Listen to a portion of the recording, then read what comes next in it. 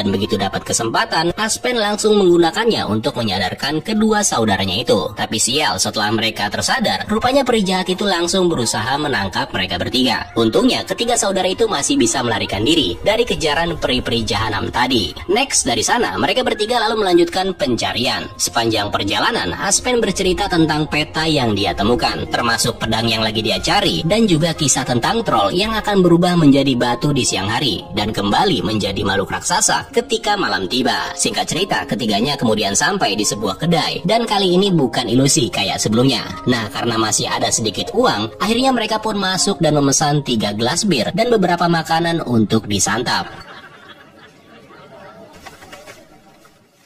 Sambil menunggu makanan datang, Aspen lalu menunjukkan peta miliknya dan bagaimana cara menggunakannya. Nah, tanpa mereka sadari nih, ternyata Pangeran Frederick juga ada di kedai ini.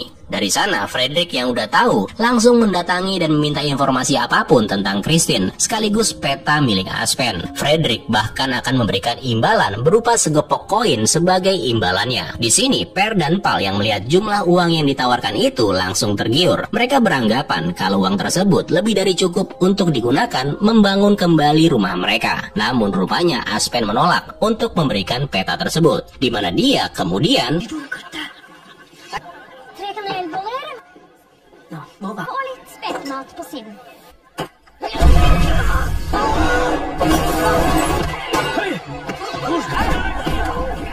untungnya ketiga bersaudara itu berhasil melarikan diri dengan cara melompat dari tebing. Setelah selamat, Per kemudian menyalahkan Aspen karena selama ini dia selalu aja bikin sial. Per juga menyayangkan sikap Aspen yang gak mau memberikan peta itu, yang padahal jika peta itu diberikan, mereka bisa dapat uang dan akhirnya bisa cepat pulang ke rumah.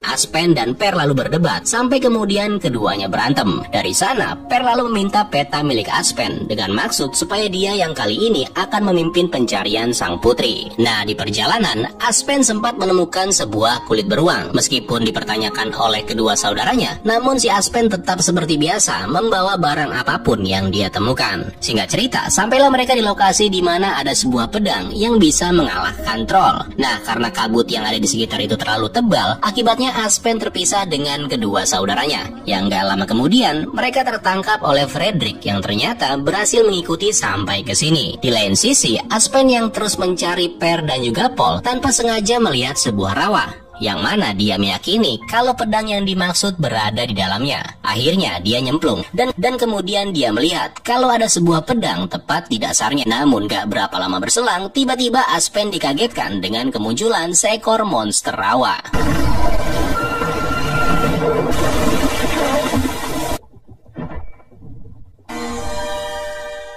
Untungnya si Aspen berhasil selamat dan keluar dari rawa sambil membawa pedang tersebut. Dari sana, Aspen yang kemudian mengetahui kalau kedua saudaranya itu ditangkap oleh Frederick, lalu mencoba untuk menyelamatkan mereka dengan menggunakan kulit beruang yang dia temukan sebelumnya. Tapi sayangnya, aksinya itu ketahuan setelah salah satu anak buah Frederick berhasil menghentikannya. Aspen pun kemudian tertangkap dan diikat bersama dengan kedua saudaranya. Nah, karena ketiga orang ini udah berada dalam genggamannya, Frederick lalu berniat memanfaatkan Aspen dan yang lainnya sebagai pemandu untuk menyelamatkan sang putri. Namun niat tersebut jadi gagal setelah di malam hari troll lalu muncul untuk berburu. Nah, auman makhluk itu bahkan sempat membuat Frederick dan anak buahnya lari ketakutan, di mana mereka pergi meninggalkan Aspen, Per dan juga Paul yang masih terikat. Untungnya Aspen berhasil melepaskan ikatan menggunakan sebuah batu tepat sesaat sebelum si Raja Gunung menangkap mereka.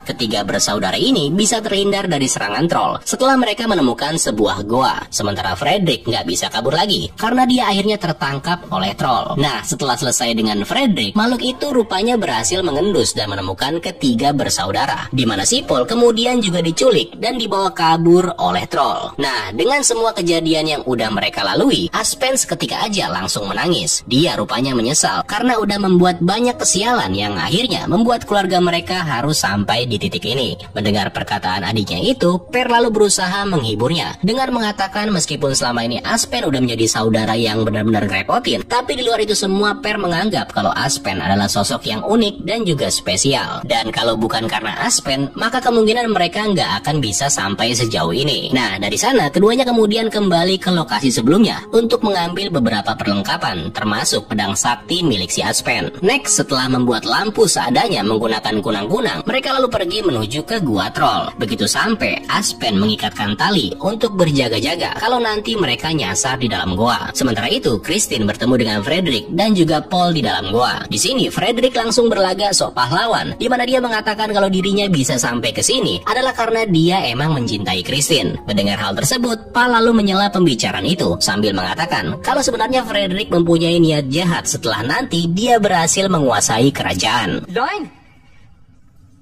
Venter du, at prinsessen skal tro på en fremmed frem...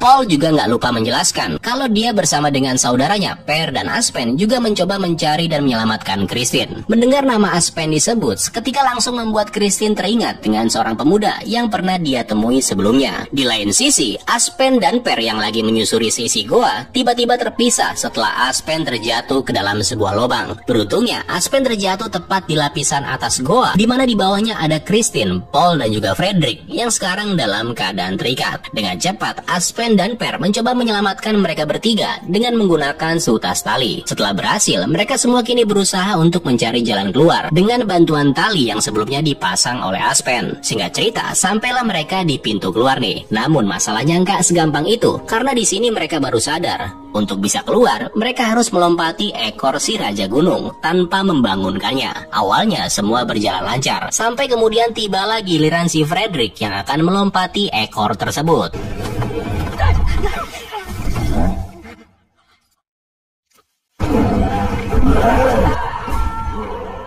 Kelompok itu langsung melarikan diri, tapi sayang langkah mereka terhenti setelah tahu kalau mereka berada di pinggir tebing. Di sini Christine mempunyai sebuah ide. Dia menyarankan yang lainnya untuk bisa naik ke puncak gunung, karena dari sana mereka bisa dekat dengan matahari yang sebentar lagi bakal segera muncul. Sementara itu Frederick yang udah kecapean untuk mengikuti pergerakan dari keempat orang itu terpaksa bersembunyi di balik batu tepat sesaat setelah si troll muncul. Nah, begitu sampai di atas gunung, Aspen langsung mencoba melawan makhluk raksasa itu. Namun sayangnya setelah dia selesai mengayunkan pedang yang katanya sakti, troll langsung menempeleng tubuh Aspen. Hal yang sama juga terjadi sama Per, di mana dia dibuat nggak berdaya oleh si Raja Gunung. Nah, di momen ini Aspen lalu teringat dengan cermin yang pernah dia temukan sebelumnya. Karena matahari belum sepenuhnya menerangi area tersebut, dia lalu berniat memantulkan cahaya matahari menggunakan cermin. Sementara si Christine diminta untuk terus mengalihkan perhatian si Raja Gunung. Nah, tepat sebelum Christine dan yang lainnya akan dihabisi, Aspen dengan cepat menggunakan cermin, di mana kemudian